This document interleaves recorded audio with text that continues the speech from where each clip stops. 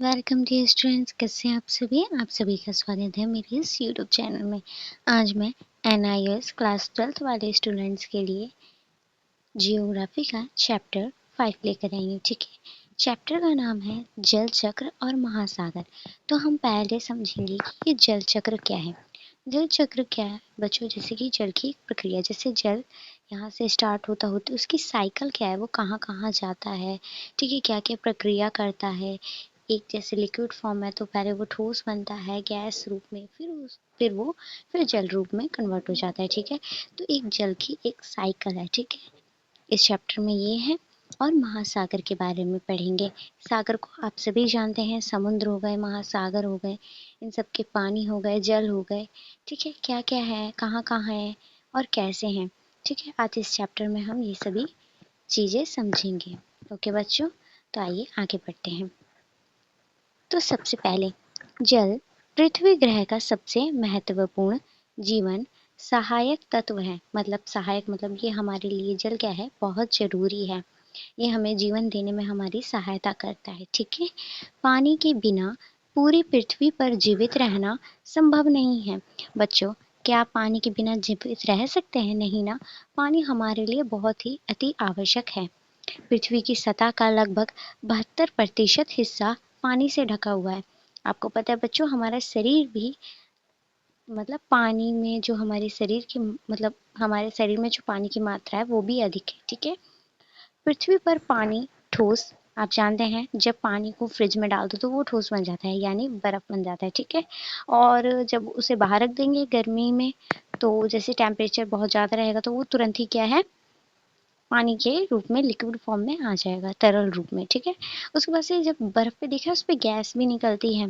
चाहे तुम पानी को उबालते हो तो उसमें से भाप निकलता है, तो वो क्या है, जल वाष्प के रूप में भी उपस्थित है। ठीक है, कहाँ पे? पृथ्वी पर। हम ये सब चीजें क्या है, पृथ्वी पर ही तो देख पा रहे हैं जल को।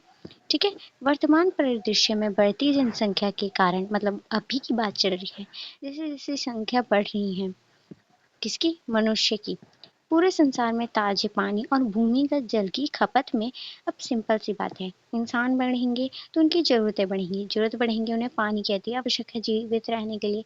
तो क्या करेंगे, अत्यधिक क्या है, पानी की खपत होती जाएगी।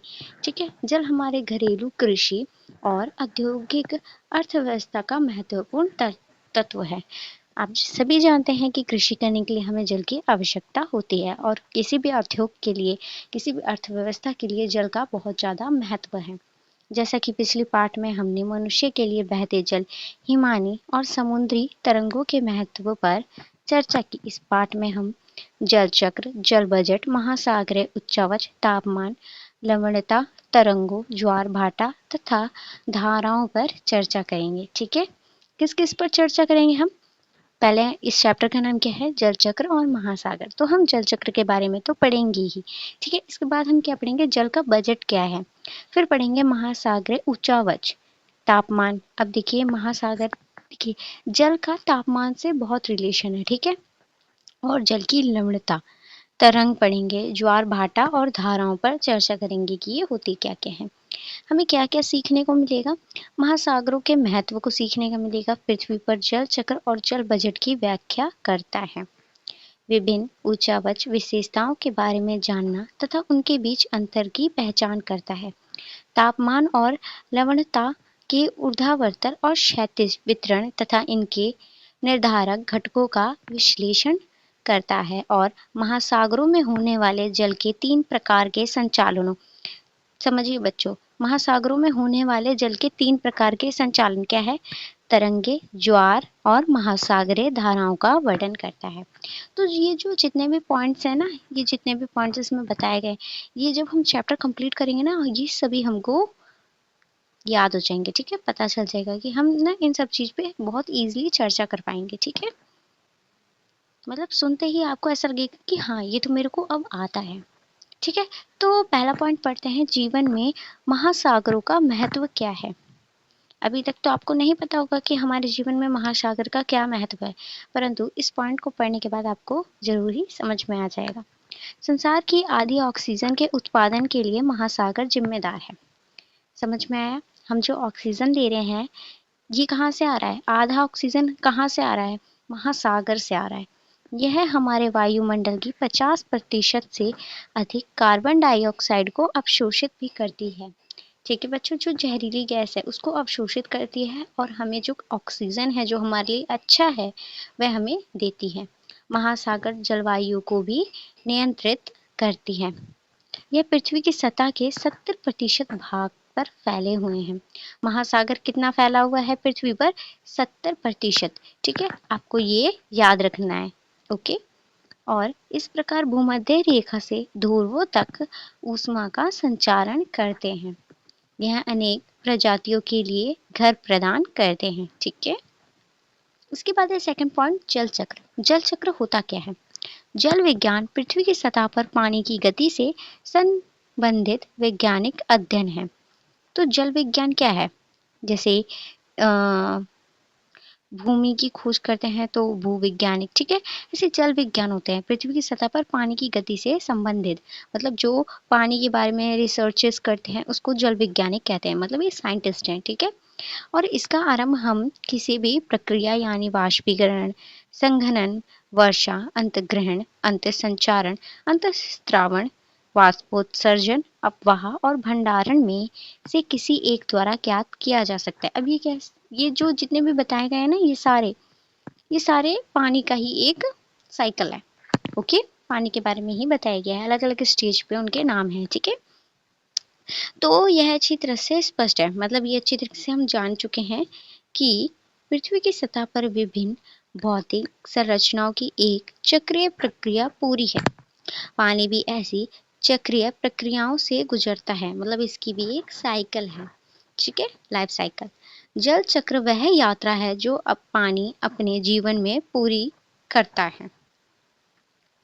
पानी एक अवस्था से दूसरी अवस्था में बदलता है, जैसे ठोस से तरल, यानी बर्फ से पानी। ओके, तरल से गैसीय अवस्था से और फिर इसके विपरीत। पानी पृथ्वी की सतह का चक्रीय संसाधन है जो न केवल एक रूप से दूसरे रूप में बदलता है बल्कि एक स्थान से दूसरे स्थान भी जाता है। अब एक स्थान से दूसरे स्थान पे कैसे गया बच्चों? जैसे कि नदी है, ठीक है, वहां से भी क्या है, वाष्पोत्सर्जन होता है। गर्मी उष्मा के कारण क्या है, जल का पानी सूख रहा है और वो वाष्प के रूप में ऊपर की ओर जा रहा है। ऊपर की ओर जा रहा है तो बादल बन रहा है, संघनन हो रहा है, उसके बाद से वो वर्षा के रूप में दूसरे स्थान पे वो बादल जा रहा है, फिर वो वर्षा के रूप में फिर से स्थलमंडल पे गिर जा रहा है। ओके,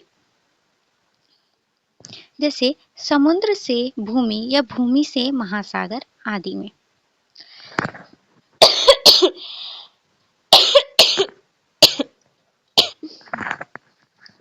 सॉरी बच्चों,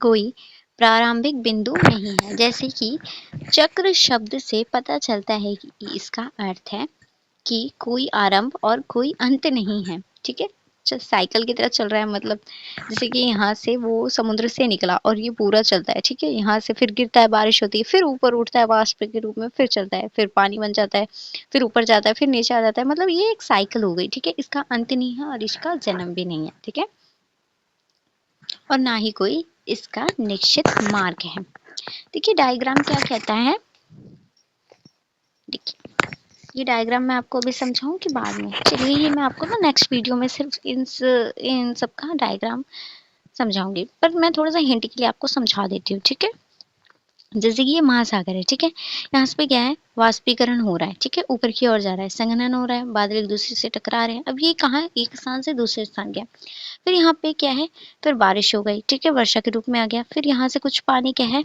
सतह ऊपर ऊपर से निकल गए। ठीक है, कुछ उसके नीचे से निकल गए, फिर कुछ और धरती के नीचे गए।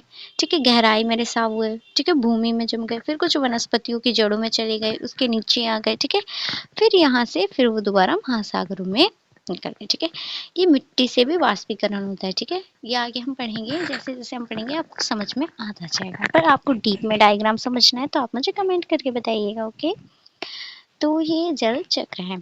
आइए इस जल चक्र की कुछ महत्वपूर्ण प्रक्रियाओं के बारे में जानते हैं। तो फर्स्ट है वाष्पीकरण। अब ये वाष्पीकरण क्या होता है बच्चों? वाष्पीकरण वह प्रक्रिया है जिसके माध्यम से पानी तापमान और दबाव में वृद्धि के कारण तरल अवस्था से गैसीय अवस्था में बदल जाता है। सिंपल सी बात है, अगर आप ये घर पे भी देखेंगे तो पानी को ज़्यादा बॉयल करेंगे तो, ठीक है, हीट के रूप में, तो वो क्या है, वाष्प के रूप में उड़ता जाएगा, ठीक है, भाप के रूप में। चाहे आप छत पे पानी डाल दीजिए गर्मियों के दिनों में, ठीक है, वो धीरे-धीरे करके धूप से क्या है, अपने आप सूखता चला जाता है, ठीक है। मतलब वो वाष्प के रूप में आसमान में ही, मतलब बादल के रूप में चला जाता है, ठीक है। तो फिर क्या होता है, जब वो इकट्ठा हो जाता है, ठीक है, तो वो क्या है, एक बादल का रूप ले लेता है। समुद्र का पानी वाष्पीकरण या वाष्पोत्सर्जन के माध्यम से वायुमंडल में चला जाता है। तो इसी प्रक्रिया को बच्चों, जो ये वाष्पीकरण हो रहा है, मतलब जो भाप के ऊपर, मतलब भाप के द्वारा ऊपर जो जा रहा है, ठीक है, जल, उसी को कहते हैं वाष्पोत्सर्जन, ठीक है। फिर होता है संघनन। संघनन से समझ में आ रहा है, सेकंड प्रक्रिया है इसकी, ठीक है। संघनन वह प्रक्रिया है जिसके द्वारा पानी गैसीय अवस्था से तरल अवस्था में परिवर्तित हो जाता है, ठीक है। मतलब वो गैस के रूप में क्या है, पृथ्वी से ऊपर की ओर गया, ठीक है, वायुमंडल में।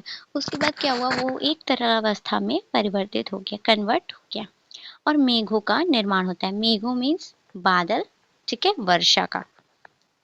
यह वाष्पीकरण के विपरीत है, मतलब जैसे वाष्प के रूप में भाप के रूप में ऊपर जाता है, तो ये इसका उल्टा है, ये ऊपर से नीचे की ओर आता है, इस विपरीत है। इस अवस्था को मेघ निर्माण की अवस्था के रूप में भी जाना जाता है। तापमान के गिरने या कम होने पर ही संघनन की प्रक्रिया आरंभ होती है। जैसे ही टेम्परेचर थोड़ा सा बदलेगा, वैसे ही क्या है, ये वर्षा के रूप में नीचे आ जाते हैं, ठीक है। तापमान कम होने पर हवा की वाष्प धारण करने की क्षमता कम हो जाती है और वाष्प पानी की छोटी छोटी बूंदों में संघनित होकर मेघों का निर्माण करते हैं, यानी वर्षा का, ठीक है। वर्षण क्या है, मेघों का निर्माण करने के लिए संघनित होने वाला जल वायुमंडल में विभिन्न रूपों में जमा हो जाता है, और ये संचित जल गुरुत्वाकर्षण या और वेग के कारण हिम वर्षा, तुषार वर्षा और कोहरे और ओलों के रूप में भूमि की सतह पर वापस गिरता है, ठीक है। उसे क्या कहते हैं, वर्षण, जिसे हम वर्षा बोलते हैं, बारिश बोलते हैं, ठीक है। फिर होता है वाष्पोत्सर्जन। वाष्पोत्सर्जन वह प्रक्रिया है जिसके द्वारा वाष्पीकरण एवं पौधों से वाष्पोत्सर्जन द्वारा जल भूमि से वायुमंडल में स्थानांतरित होता है, ठीक है। कौन सी प्रक्रिया है जिससे वाष्पीकरण एवं पौधों से, जैसे बारिश आई, ठीक है, कुछ क्या है, पानी जो है वो भूमि में चले जाते हैं, वनस्पतियों के, ठीक है, जड़ों में चले जाते हैं, तो जल भूमि से वायुमंडल में स्थानांतरित होता है। वायुमंडल में वाष्प का लगभग 10% भाग वाष्पोत्सर्जन द्वारा संचित होता है। वाष्पोत्सर्जन द्वारा पानी पौधों की सतह से वाष्पित होता है, ठीक है, पौधों की सतह से, ठीक है, जैसे वनस्पति है उसकी सतह से वाष्पित होता है, ठीक है, और तापमान, आर्द्रता और दबाव में परिवर्तन के कारण गैसीय रूप में बदल जाता है। अब पढ़ेंगे अपवाह जल। अपवाह वर्षा का वह रूप है जो मृदा द्वारा अंतःस्रावण या अवशोषित नहीं होता, और यह तालाबों, समुद्रों और महासागरों के निर्माण के लिए एकत्रित होता रहता है। अपवाह मिट्टी के कटाव के प्रमुख कारणों में से एक है, और इसमें बहुत सारे रसायन भी होते हैं। कैसे होते हैं, क्योंकि वो क्या है, वनस्पतियों की जड़ों के नीचे नीचे से जाते हैं, तो काफ़ी ऐसे अच्छे रसायन, बुरे रसायन भी होते हैं, जिनको वो संग में लेते लेते बहते चले जाते हैं, जिनसे जल प्रदूषण होता है। वर्षा का लगभग 35% जल समुद्रों या महासागरों में मिल जाता है, और शेष 65% मिट्टी में अवशोषित हो जाता है। अंतःस्रावण, अंत से पता चल रहा है अंदर का। वर्षा के जल के विभिन्न प्रकार से अवशोषित होने की क्रिया अंतःस्रावण कहलाती है। पानी मिट्टी द्वारा अवशोषित किया जाता है, ठीक है, किसके द्वारा, मिट्टी द्वारा अवशोषित किया जाता है, क्या, पानी, और भूमि की सतह में छिद्रों और रिक्त स्थानों के माध्यम से ये नीचे पृथ्वी में जाता है, ठीक है। छिद्रों के माध्यम से वो क्या है, पृथ्वी के नीचे नीचे और चला जाता है, ठीक है, पानी। जल मृदा के अंदर लंबे समय तक रह सकता है, ठीक है, और धीरे धीरे वाष्पित होता है। हरे पौधे वाले क्षेत्रों में स्रावित किया गया पानी पौधों की जड़ों द्वारा अवशोषित होता है और बाद में वाष्पित हो जाता है। ये अंतःस्राव पृथ्वी की ऊपरी परतों में होता है, लेकिन पानी जल स्तर के नीचे निरंतर प्रवेश कर सकता है। भूमिगत जल अवशोषित होने के बाद भूमिगत जल पृथ्वी के नीचे भूगर्भिक परतों के प्रत्येक रिक्त स्थानों तक प्रवेश करता है। ठीक है, ये भूमि के जल की बात हो रही है। ठीक है, जो अंदर मतलब बारिश आने पे अंदर बिल्कुल समा जाती है ना, पानी धीरे धीरे कर करके जैसे मिट्टी है उसके नीचे चलती बहती बहती बहती बहती काफी नीचे पहुंच गई। ठीक है, स्थायी जल और भूमिगत जल दोनों का जल चक्र से संबंध है, जो पृथ्वी तथा वायुमंडल के बीच निरंतर चलने वाली चक्रीय प्रक्रिया है। भूमिगत जल का अब मृदा की सांद्रता और पारगम्यता पर निर्भर करता है। अब पढ़ते हैं सांद्रता तथा पारगम्यता। चट्टानों की खुली सतहों को सांद्रता कहते हैं। जैसे चट्टानों के, ठीक है, कुछ कुछ बीच में खुली खुली सी थोड़ी थोड़ी सी स्पेस होती है, ठीक है, जगह होती है, तो उसी को क्या कहते हैं, सांद्रता। सांद्रता चट्टान के कणों एवं दरारों के बीच छिद्रों के रूप में हो सकती है। जैसे एक छोटा सा छिद्र होता है ना, उसको भी हम ये कह सकते हैं। सांद्रता अवसादों के आकार, आकृति तथा पृथक्करण पर निर्भर करती है। जल कितनी आसानी से किसी छिद्रयुक्त चट्टान में प्रवेश कर पाता है, इसे उसकी पारगम्यता कहते हैं। लास्ट पॉइंट है बच्चों, जल भृत। ठीक है, जल भृत क्या है, पारगम्य चट्टान, चट्टानों के बीच दरार या अस्मेकित सामग्री की भूमिगत परतें जो पानी को धारण किए रहती हैं, उन्हें जलभृत एक्विफायर के रूप में जाना जाता है। हम कुओं के द्वारा जलभृत से भूजल निकाल सकते हैं। ठीक है, जलभृतों के प्रभाव के अध्ययन को जल विज्ञान के रूप में जाना जाता है।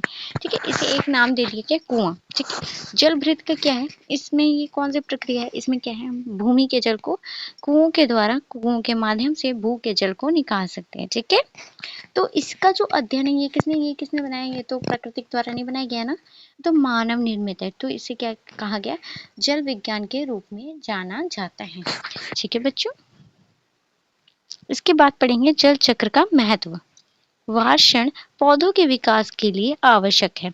जल को स्वच्छ करने के लिए अंतःस्रावण आवश्यक है, जो निष्पादन में भी मदद करता है। हिमानी और हिम मनुष्य और अन्य जीवों के लिए मीठे पानी के भंडारण के रूप में कार्य कर सकते हैं।